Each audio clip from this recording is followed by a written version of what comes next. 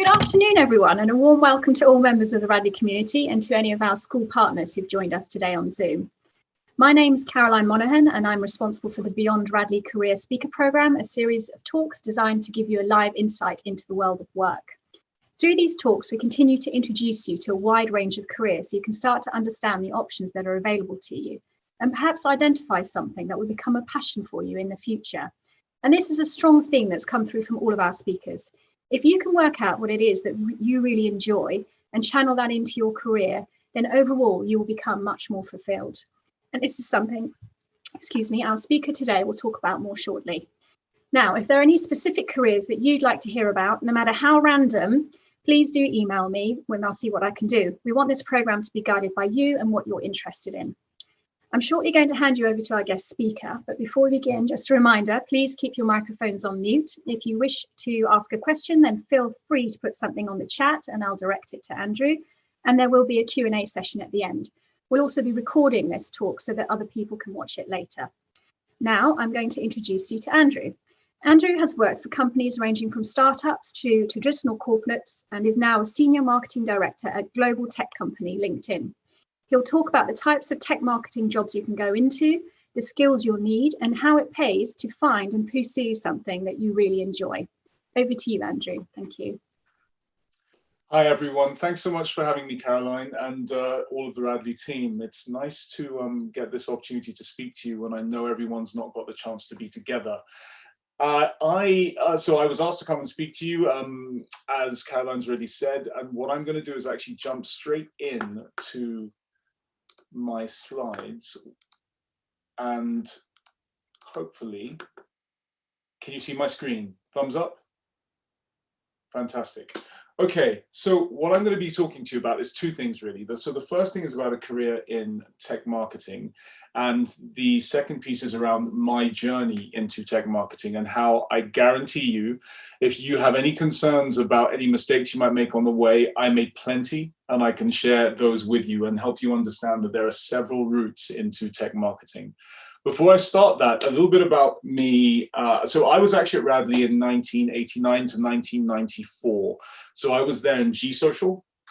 It was run by Guy Waller at the time. And then after that, Paul Gamble, who was my tutor. And I was taught by, I believe he's still there, Simon Barlas. So he taught me French and Spanish. So he can get the blame for my love of Spanish literature. And actually, Simon Dalrymple is a good friend who I believe is possibly on the call right now. So just so hello to all of you folks and anyone who I haven't mentioned who is still at Radley, and nice to meet all of you who have had the time to be on the call now and anyone who will be watching the video later. So I was not supposed to go into tech marketing. I'm originally from Nigeria, and my father was very invested in my education. I was fortunate enough to leave Nigeria and come to England to study. And I used to go back to Nigeria on my holidays. And every time when I was coming back from a holiday, he was very clear about what my path was supposed to be, which was I was supposed to study law when I finished at Radley. I didn't have a clue what I wanted to do. And I imagine some of you might feel the same in terms of where you are in your life stage right now. And that is okay. So let's talk about, if you are interested in tech marketing, what that might look like. So as a starting point, why a career in a tech company? I think that if you think about where we are now, in the midst of COVID, everyone disparate, spread out from each other all over the world, there's a lot of reasons why you might see the value of a tech company.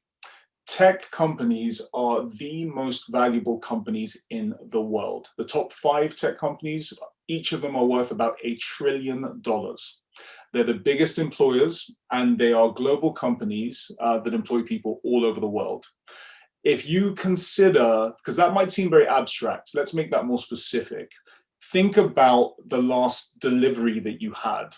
That was probably from Amazon, and you might be expecting one today. If you think about Zoom, I'm not even sure you heard about Zoom before COVID, and they went from 10 million subscribers to 300 million participant meetings a day, right? That's insane. If you think about TikTok. I'm not sure how many people knew about TikTok before COVID, but all of these things are key things that are driven by technology. Apple technology, Microsoft, and if you are actually in the Far East, Alibaba is a huge piece of that. So many of the names here should be familiar to you. But so from my own perspective, it's incredibly clear why a career opportunity in tech is something that would be very interesting for anyone at this stage of their career right now. Tech is the most disruptive industry that exists, and it's the one that influences everything that we do. I love working in tech because I'm able to bring the creative part of myself as well as the commercial parts of myself around how we actually think about what it is that customers want and how you turn that into making money. Working for the companies that I work for, I'm fortunate that I get to, well, before COVID, I used to be able to travel all over the world. And I'm sure that will return sometime soon, but also you just get to work with an incredible mix of people from all over the world with all different skill sets. Now, if you then think about what marketing is. So we're talking about tech marketing. We've talked about tech. What's the marketing piece? There are two quotes here I want to talk to you about. The first piece is about when you think about trying to understand a set of customers and what you do for them. Marketing helps you tap into trends, identify what people want, and basically give it to them when they want it. If you look at the images here, you can see that the product, these people, the Apple products that you can see, whether it's the iPhone or the iPad, the product is the thing that has been built for these people because it is something that they know that people all over the world may want. But actually, if you think about where technology is going, lots of companies are tech companies that make things that are becoming more similar. And so the role of marketing is actually turning into one of storytelling, which is the second quote here. So of course, making products for the audience that you want to make them for remains as important as ever. But what's becoming more important is the stories you tell those audiences. Because if you look at these pictures, the people in these pictures are waving the products around, but look at the people around them. They are part of a community. These people see themselves as part of a brand community that wants similar things and wants to achieve similar things with the products that they have. And when I say they, that's me, that's many of us, given that Apple is got millions of users. So that's about what marketing is about. So if you are interested in understanding how people work, and if you're interested in the stories that you can tell them and the stories and the products you can build for them, that's a range of things that you can do within a career in marketing. And I'll talk about that more later. So my career journey into tech marketing. I'm going to tell you my journey using a framework of something which is called an ikigai. An ikigai is basically a Japanese principle that helps you to understand your reason for being in life. And I didn't have an ikigai when I was at Radley, but actually it's a perfect way for me to tell you about the journey that I went through in terms of my career. So as a starting point, what are you good at? When I was at Radley, I was good at a number of things and I was known for those things. So for example, I was really good at sport. I was in the top teams for rugby, hockey, basketball, football. I was on big side and I quite enjoyed that. But actually, when I left Radley, I wouldn't necessarily say that those are the things that I carried with me when I left. They were great when I was at Radley, but when it comes to the things that I loved, actually, even when I was at Radley, I absolutely loved languages, literature, art, design, declamations. I don't know if you still do declamations. But I loved declamations. When I think about it now, we were so privileged to be able to do that in front of, poet laureates and actors and all these really incredible, inspirational people. So I loved that. But my father wanted me to go into law. And so you could imagine how that tension starts brewing for a teenager and his father. But I decided to go down a path when I got to university of when I started out with law, I dropped law and I actually did French and politics. and I went to UCL, so University College London. And so I wanted to do that because I really enjoyed languages. And I also just honestly didn't know what I wanted to do yet. And I felt like it would give me time to figure out what that might be. So we then get into the next part of the Ikigai, what you can be paid for. This is the messy part. This is the bit where I make loads of mistakes. So I thought, in my mind, I was a storyteller. So what I decided to do was go down that route and see if I could get paid. So I decided that I would write a script, and the script actually got some interest from Channel 4. So in my mind, it was super clear I was going to be a millionaire. So I thought, sorted. And but actually Channel 4 didn't pick up the script. I didn't get paid for it, and I wasn't a millionaire. So then I tried journalism, which was great, but I was still really broke. I was doing internships, and at that point, this whole thing of bringing together what you like and what you get paid for, it was not coming together, and it got worse. I went into PR. I thought that was a great way to bring storytelling into business. That really didn't work for me. PR really does work for some people. It was not the right route for me. I didn't enjoy it. But this is where I then made a pivotal decision around, I probably needed to go the corporate route and work for a big company. So I said I was going to get on a graduate trainee program.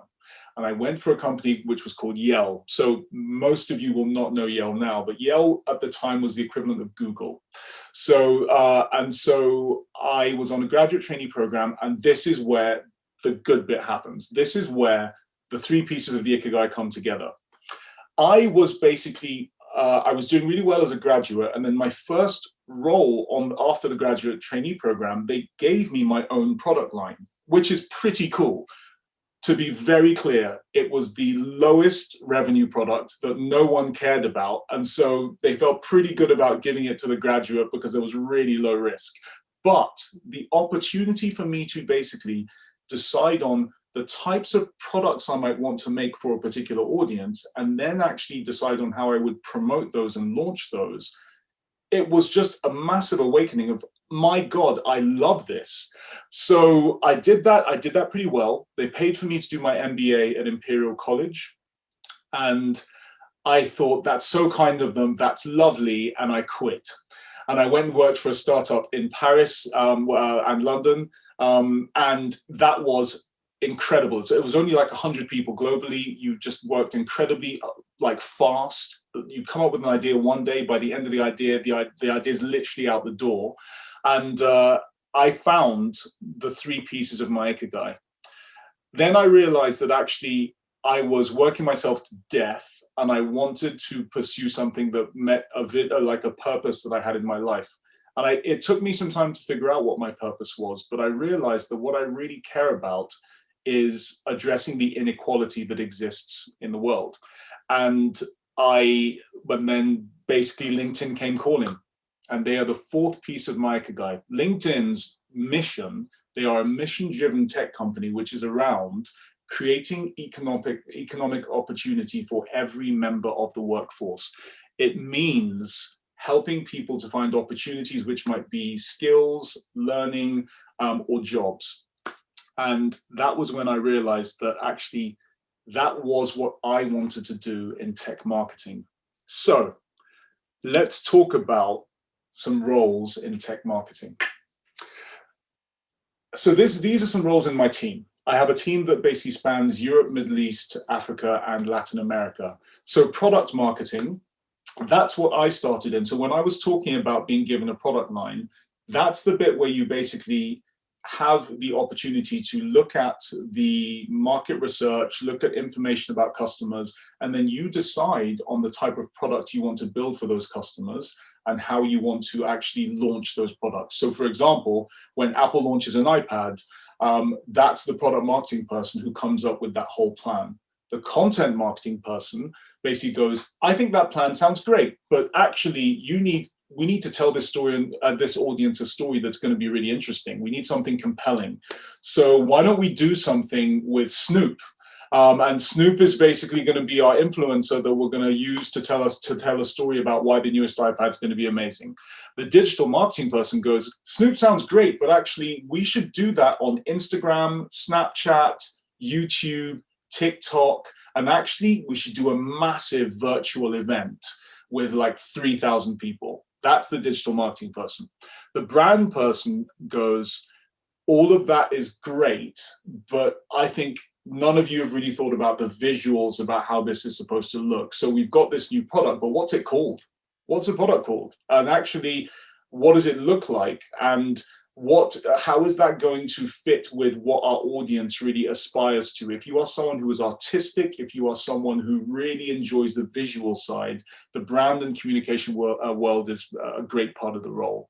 And the generalist marketer is typically someone who would, for example, run a country. So it could be someone who's based in Brazil. So someone in my Brazilian team basically goes, I want to take everything that all those folks have done, but they've done that based on what the people in San Francisco and the US really like. I want to make that work for the Brazilian audience, and we will need to change that in a way that really makes it appeal to people in my audience.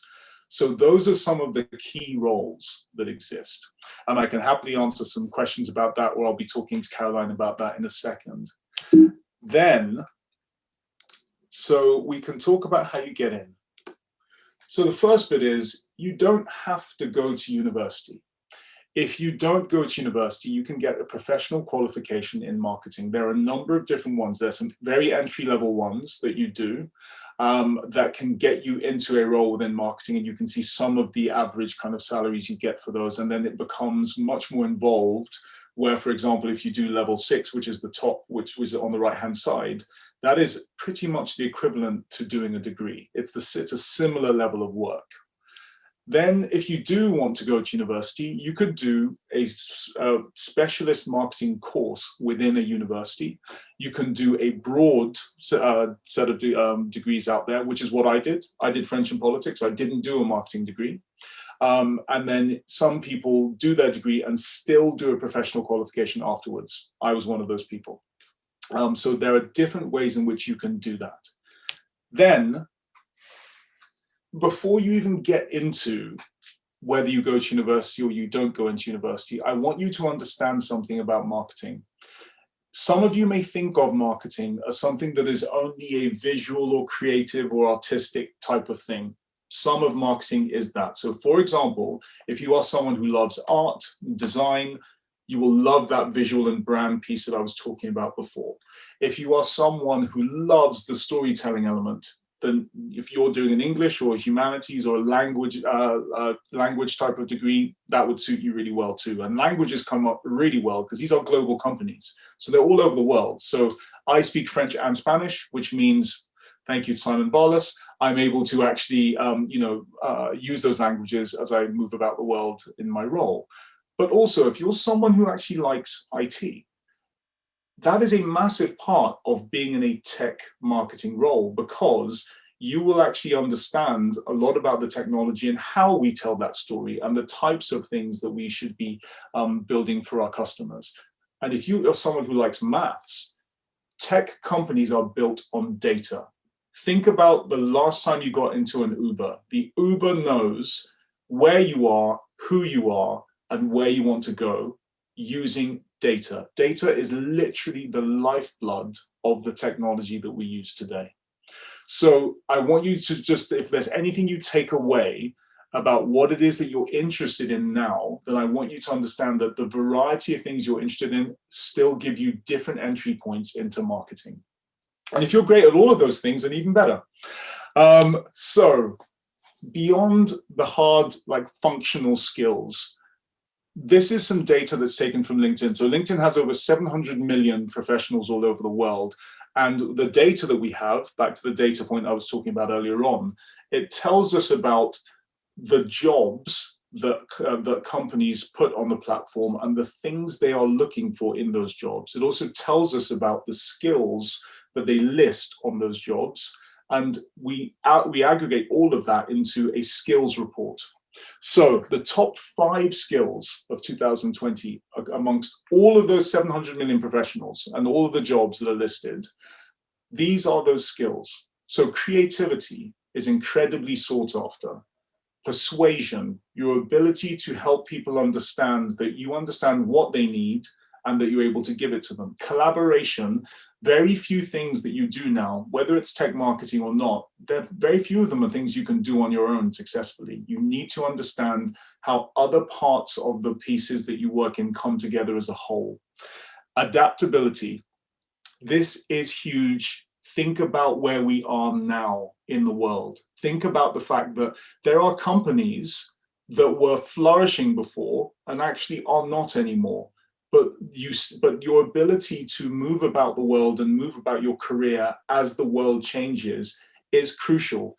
There's a key thing I want you to understand. You all know what Google and Facebook is now. When I was your age at Radley, that didn't even exist. It didn't exist. The job that I was going to be doing at that time at Radley had not existed yet. So where you are now, you can see the path of what you potentially want to do, but I guarantee you 10 years on from there, that's going to look different. So it's so important that when you think about what you want to be doing, you think about what means something to you, what you feel is actually something you're passionate about, and the roles that will come will be based on that. Jamie Campbell spoke yesterday, last week or the week before, about careers in film. You could be creative, collaborative, adaptable. You could go into film, you could go into tech. This isn't just about tech. And emotional intelligence. So this is incredibly important. I think we spend a lot of time thinking about how smart we are, and sometimes we lack the humility to understand how we come across to other people. And one of the challenges that we can have sometimes is when we are in an environment like when I was at Radley, I was used to people who maybe thought a lot like me and had similar experiences to me. When you get out in the world, you will find that many, many people think and see the world differently. And you will be in the workforce amongst those people, which means you will need to understand something that you currently don't understand, which is fine. You just need to be open to understanding that your point of view is just a point of view amongst many. And the last thing I would say amongst all of that is these skills, while they're all incredibly important, they are not, so you going to Radley is an incredible privilege, but it is something that on its own will not be enough for you to be successful in careers like tech marketing. You will need these skills on top of what you have learned at Radley. So you thinking you're going to walk out the school gates and walk into a career in tech marketing because maybe someone from Radley went there, it doesn't work that way. It's going to be your own superpowers, your own skills, and what you can bring to the table. So the last thing I would say to you is, I guess the first thing I was saying about the Ikigai, and I wish that I had done this sooner. I decided on what I wanted to do with law, then figured out, God, I really don't want to do that. And I kind of went backwards from there. Figure out what you love doing. At LinkedIn, we did a campaign which is around all of the 700 million members on our platform, what it is that they are in it for. When they think about when they go about their lives and their careers, what does it mean to them? And as you can see on here, people are in it for different things. Figure out what you are in it for. You don't have to figure out the job you want to do right now, but I would say to you, use the time now to start to understand, what do you care about? What do you feel good about? What gives you energy when you do it? What would you be doing if none of your friends were watching? You know, think about that and pursue that. And that should be your North Star as you think about what you want to do. So let me stop there, but I'll happily take any questions from Caroline because I know she's probably ready to hit me. So I'm gonna stop sharing. Thanks, Andrew. That was an absolutely brilliant whistle-stop tour of the world of tech marketing. So thank you. Great introduction. Got a question already on the chat. What practical advice would you give students looking to develop the non-academic skills that you mentioned? And so by the non-academic skills, is that related to the top 5 skills I was talking about around adaptability and collaboration, those types of things? I would think so, yes. Right. So I think that's a great question. So I think the good news is you can learn so many of those things at Radley, like in whatever school you're in now. So but that said, let me be more specific so I don't give you a really vague answer. So collaboration, I think one of the things that may be useful is to think about what some of these things really mean. Some people say I work in a team, therefore I collaborate, and that's not really true. You can be in a team and you can just do your part of what's in the team and not really care about what anyone else is doing. Collaboration is when you literally think about a common goal and how you bring those things together. So there are opportunities to be involved in team activities that I would say to you, and when you do that, look at it through that lens of how am I helping to solve for the greater good. Adaptability, I think that is something that is more in mindset. A lot of these things are to do with a mindset. It's not just whether you're involved in a project, whether you are involved in a team.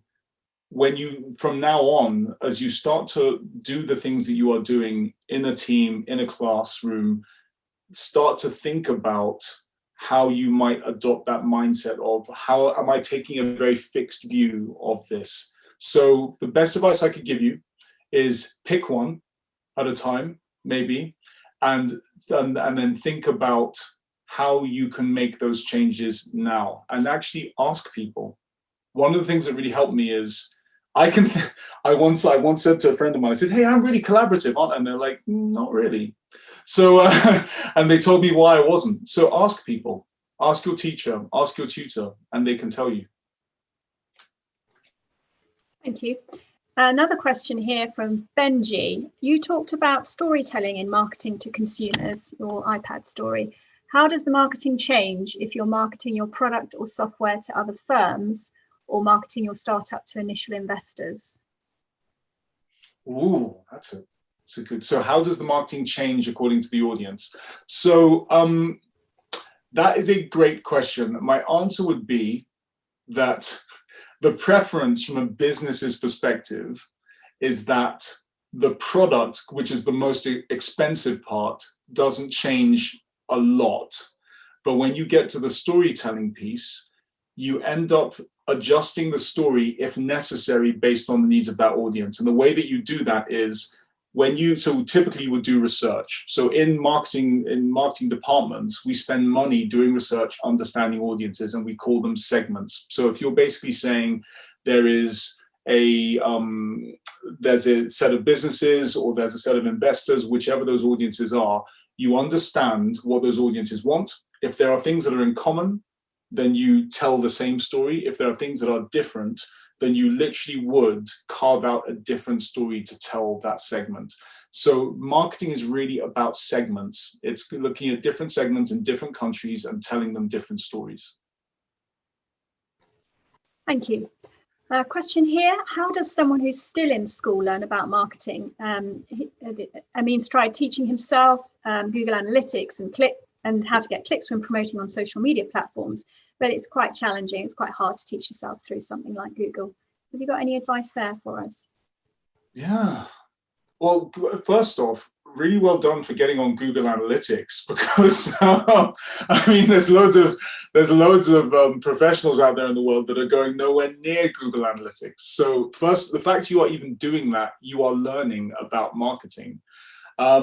So I would say, I think one of the things I said earlier on is that marketing is quite broad.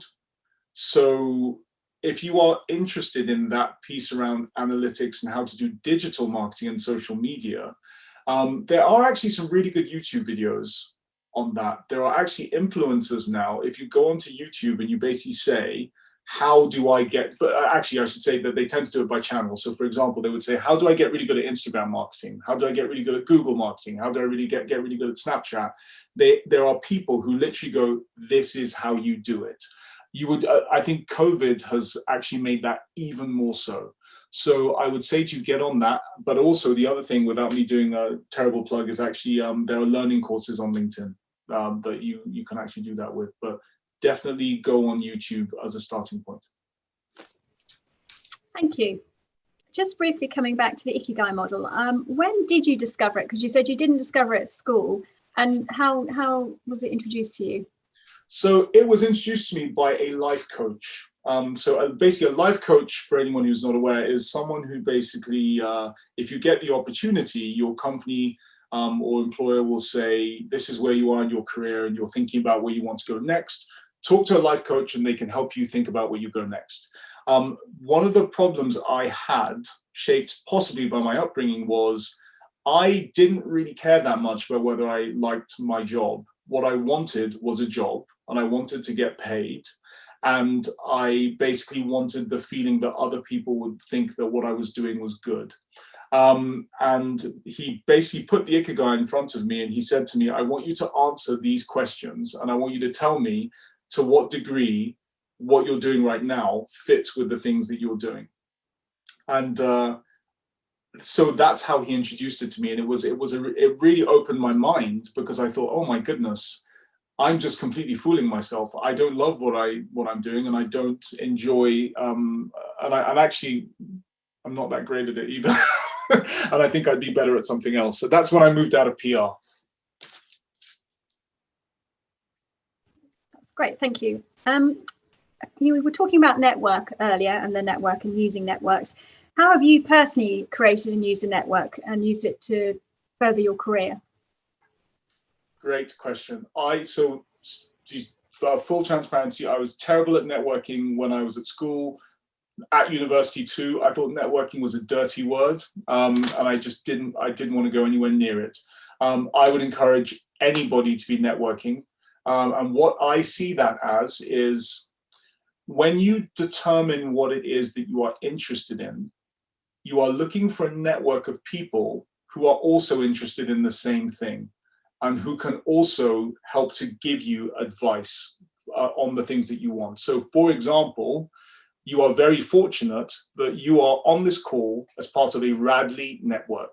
There are people here who basically are saying, you're at Radley, I was at Radley, I feel a commonality with you because I was here and I want to help you. I want you to feel some confidence about the fact that those networks will exist outside of Radley. We're at a time now where you can reach out to people and say, I am someone who's really interested in Google Analytics. I love that part of marketing. I would love to talk to you, Mr. Director of Marketing at Google, to understand more. You will be amazed by the number of people who will actually say, sure, I'll give you 30 minutes, let's talk. And I would encourage you to do that. Understand, people will not just say, go away, stop bothering me. It's better than it used to be. That was your opportunity to plug LinkedIn there. I held back, but thank you for plugging it for me. Well, yeah, I will plug it because we do have a great presence on LinkedIn, and we've got quite a few people affiliated to us within the Radley network. So it has been a great resource for us. On that, it'd be great to understand a little bit about what it's like working for a global company, a highly successful global company like LinkedIn. What's the culture like, and why do you love it so much? I love it because the number one thing I would say is because I am able to be myself at work. I tended to have a feeling that I just needed to force fit my personality into companies that I was in. And I did quite well, but I was not happy. And so being happy doing the thing that I'm doing is an incredibly important part of me going for any job that I'm in. In LinkedIn, there's a culture for you to be able to be yourself. So if you're a geek, fantastic. If you're a jock, fantastic. If you are someone who loves marketing or creativity, all of that is absolutely great. I would also say you get to work with a really diverse set of people from all over the world, different backgrounds, and they tend to have a passion for the mission that LinkedIn is part of, which is about creating economic opportunity for the world. And they tend to be people who, back to the point earlier on about being collaborative, it's something that is high on their agenda. And the last thing is it's aspirational. So the things that we want to do are far beyond what we are able to do right now. So we have something, one of our culture and values is basically dream big and get SH1T done. I like that. I might use that myself. So in terms of big company, small company, if you are thinking of starting out early in your career, you've worked in both. Do you think it's better to start in a small or a big company to start your career? Yeah, it's a great question. I'm genuinely open to both. What I would say though is I liked the bit about going into a small company because you learn things really fast. You can't hide, and actually, not that you would necessarily want to, that if you're someone who loves to be given opportunity, there's no shortage of opportunity that you would get in a small company. In a bigger company, you can still get lots of opportunity. I would say that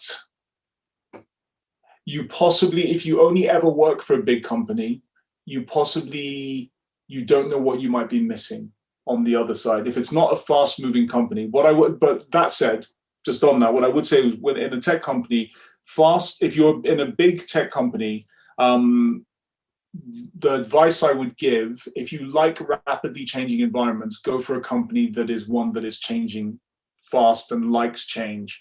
If you're in a big company that doesn't change, that can be less exciting. You can find yourself working on the same products all the time, and that is probably not one I would highly recommend. So big or small is fine as long as they are moving fast. Great answer. Got quite a specific question for you here. How do you market online without it being marked as spam? I'd like to know the answer to that too. So yeah, it's probably the question a lot of people ask themselves. So I will give quite a frank answer on this.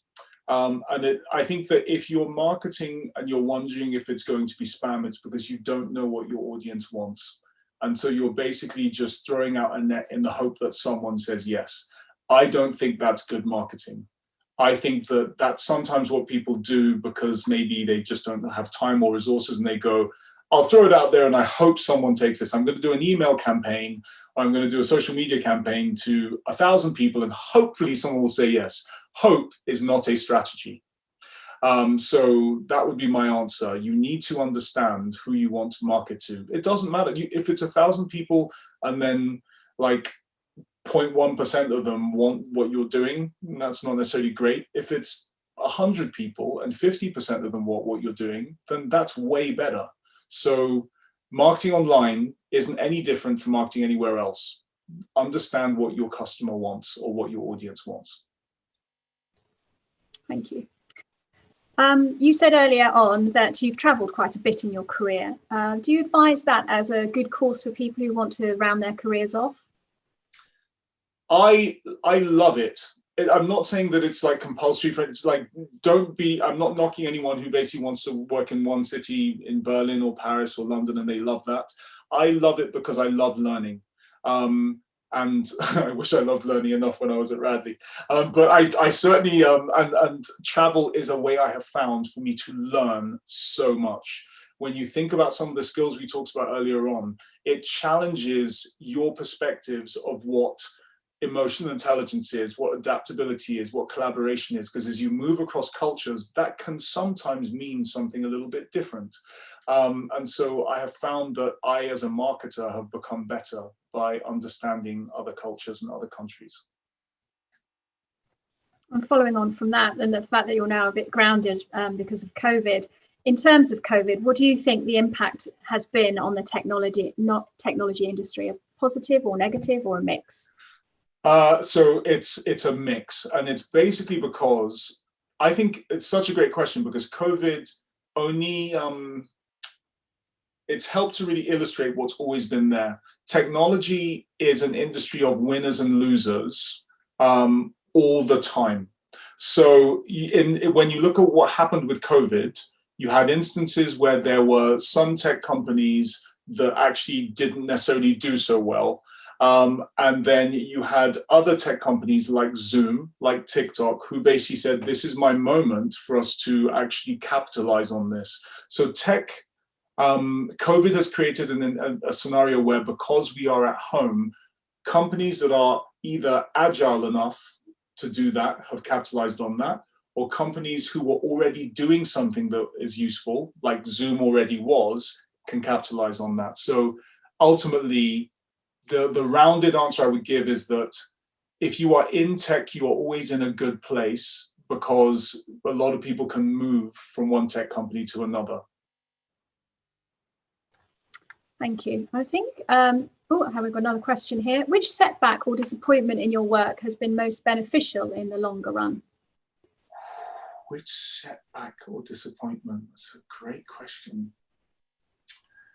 Right, okay. Challenging one there from Mr. Rathbone. So which setback? Okay, yeah. So, yeah, that's a good question. So when I first started out as a leader, I was not a good leader. I used to think that basically my version of leadership was, this is the thing I want you to do, and I know this really, really well because I've done this job, so let me tell you how you should do this. And I ran a team that was wildly unsuccessful. And I not soon enough, but I began to understand that the definition of a leader is someone who has followers. If you don't have followers, you're not a particularly good leader. And you need to empower people. And so it was a big setback for me, because the reason it was such a big setback was because I thought I was a good leader. And so that it's not even whether I was or not. The image I had of myself was very different to the reality. And I needed to do the work to realize where I was and realize where I wanted to be, and then work towards that.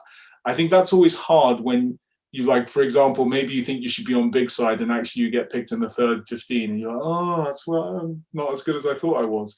And I think it was just hard to realize I wasn't as good as I thought I was. So thank you for that question, Steve. It's a great question. Bit of a mean one, if you ask me. So what key advice would you give to those thinking about starting on a career journey in the tech industry today? If you could give one piece of advice for the boys who are thinking about it. I would say be ready to adapt. That is the biggest thing I would say to you. It is the exciting thing about the tech industry is that it's in its very nature that it changes. And so if you are basically thinking, I want to do this job and it can only be in this fixed way, you will not enjoy the tech industry. It is a journey. And if you are along for that ride, you will absolutely love it. It will take you places that you can't even imagine right now. And if you are up for that, I would totally recommend going for a career in tech. Brilliant. I've actually had another question. I was going to wrap up, but I've got another question that's snuck in here. Do you think confidence is a setback or a boost in tech marketing? Let me see if I understand the question well enough. Do you think confidence is a setback or a boost? So do you mean like overconfidence? Possibly, like I'm wondering. Perhaps, yeah, is it necessary to be confident? I'm wondering how it becomes a setback. So so let me answer it as best as I can, or you can follow up and like write more around that question. So do I think confidence is a setback or a boost in tech marketing? So I think that confidence is important for whatever you do, but actually passion matters more. I think sometimes you can fake confidence, and it becomes a setback if people don't buy that. But passion, like, you can't fake passion. If you like what you're doing and you're doing it with people who also like that, you'll do well. And also, don't forget something, it's unbelievably competitive. So if you're doing something and you're not passionate about it, but you're acting confident because you think that's what's required, you're going to lose, because there are going to be people who are way more into it than you. Oh, there's more. So maybe arrogance. So do you think arrogance is, well, so actually, I don't like arrogance. So let me just answer that straight off right now. I don't like it. I don't want it in my team. I do not appreciate it. I do not mind confidence, because actually you're going to come up, you're going to be working with some really talented people. You'll be with people who have got degrees from Harvard, Oxford, UCL, some who didn't go to university and are geniuses, right? If you think that arrogance is going to be the thing that makes you unique, I think you'll find that that's not really going to get you very far at all. And it also, if you think back to some of the skills we talked about, I'd love you to tell me one instance where arrogance fits well with any of those top 5 skills. There's not a single one. Emotional intelligence, collaboration, adaptability. If you're arrogant, you're probably not particularly adaptable.